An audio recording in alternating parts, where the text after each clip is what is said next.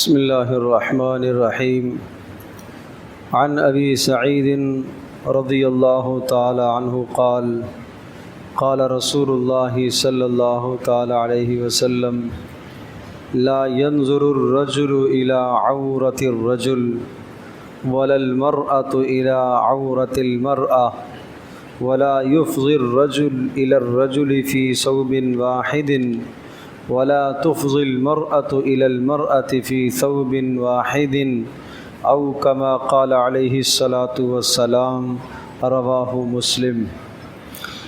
حضرت ابو سعید خدری رضی اللہ تعالی عنہ روایت کرتے ہیں کہ رسول اکرم صلی اللہ تعالی علیہ وسلم نے ارشاد فرمایا کہ کوئی مرد کسی مرد کے سطر کی طرف نہ دیکھے اور کوئی عورت کسی عورت کے سطر کی طرف نہ دیکھے اور کوئی مرد کسی مرد کے ساتھ ایک کپڑے میں جمع نہ ہو اور کوئی عورت کسی عورت کے ساتھ بھی ایک کپڑے میں جمع نہ ہو۔ رسول اکرم صلی اللہ تعالی علیہ وسلم وہ مبارک دین لے کر آئے ہیں جس دین میں ہماری جانوں کا بھی تحفظ اور ہمارے مالوں کا بھی تحفظ اور ہمارے اعمال کا بھی تحفظ اور ہمارے ایمان کا بھی تحفظ ہے۔ جس طرح سے ہم اپنی جان کی حفاظت کرتے ہیں، حضرت صلی اللہ تعالی علیہ وسلم کی ہدایات اور پیارے پیغمبر صلی اللہ تعالی وسلم کے بتائے ہوئے ارشادات ایسے ہیں کہ ان ارشادات میں ہمارے ایمان کی حفاظت بھی ہے، ہمارے ایمان کا تحفظ بھی ہے اور ہمارے اعمال کا تحفظ بھی ہے۔ جس جگہ سے ایمان میں خرابی آ سکتی تھی یا جس جگہ سے ایمان میں کمزوری پیدا ہو سکتی تھی یا جہاں ایمان کے ضائع ہونے کا خطرہ اور خدشہ تھا، آپ علیہ السلام نے اس جگہ سے ہمیں منع فرمایا۔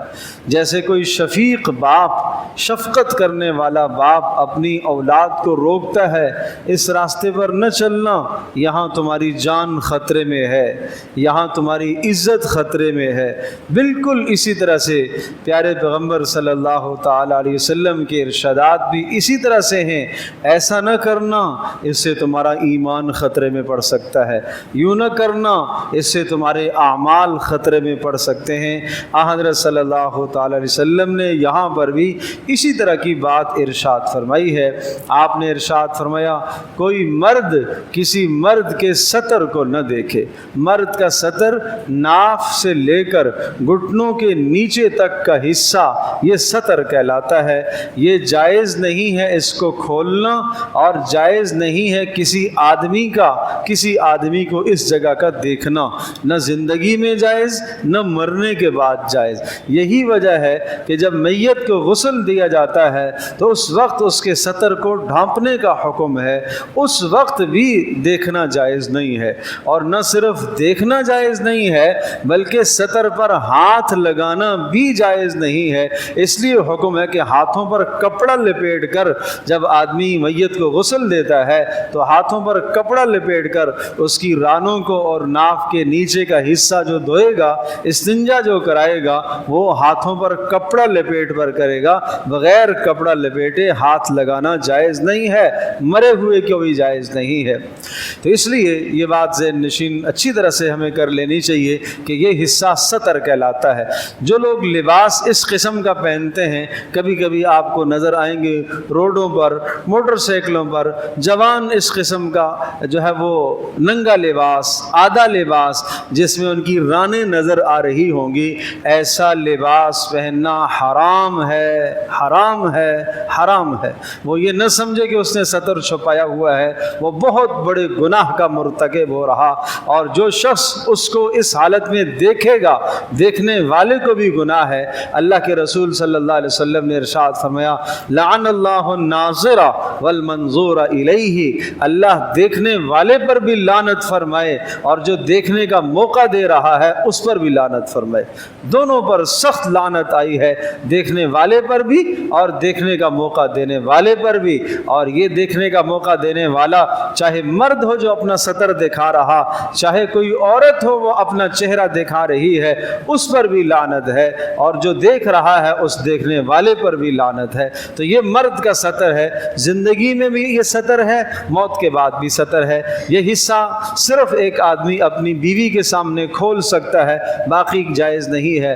ہاں کسی طبیب کو، ڈاکٹر کو اگر دکھانا ضرورت ہے، کسی وجہ سے بیماری، کوئی زخم ہے، تو وہ دکھانا بامر مجبوری جائز ہے، اس کے علاوہ اس حصے کا کھولنا جائز نہیں ہے۔ بہت سارے دوست سوئمنگ پول میں جب نہانے کے لیے جاتے ہیں، وہاں کئی ہو کر ایک حوض میں، تالاب میں اور اس قسم کی جگہوں پر نہاتے ہیں، اور وہ چھوٹا لباس پہنتے ہیں جو رانوں جس سے اوپر ہوتا ہے اور گھٹنوں سے اوپر ہوتا ہے۔ ایسا لباس پہن کر نہانا حرام ہے، اور ان کی طرف دیکھنا بھی حرام ہے۔ یہ بڑے گناہ میں یہ بات شامل ہے۔ دوسری بات آپ نے ارشاد فرمائی کہ کوئی عورت بھی کسی عورت کے سطر کو نہ دیکھے۔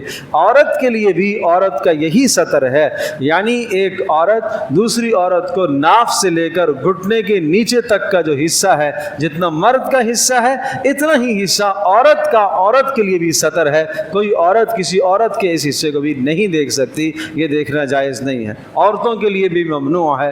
ہاں عورت اپنے شوہر کے سامنے اس حصے کو کھول کر آئے تو اجازت ہے، باقی اس کے علاوہ اجازت نہیں ہے۔ اور عورت اگر کسی لیڈی ڈاکٹر کو کوئی حصہ یہ دکھاتی ہے مجبوری کی وجہ سے اور کسی بیماری کی وجہ سے، تو اس کو بھی یہ دکھانا جائز ہے۔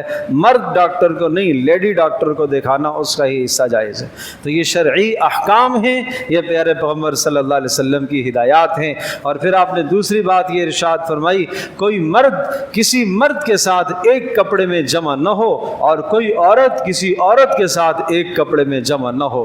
اس کا اشارہ ایک اور حدیث میں ملتا ہے۔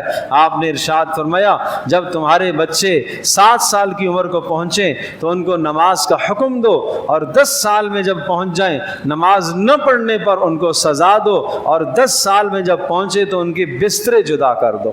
اب ان کو ایک بسترے میں سلانے کی اجازت نہیں ہے۔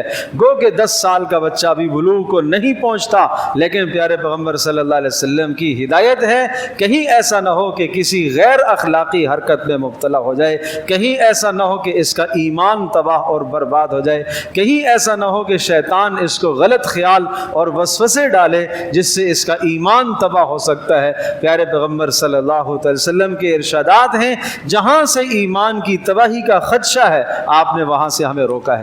تو ہمیں اپنے گھروں کے اندر اس کا التزام کرنا چاہیے۔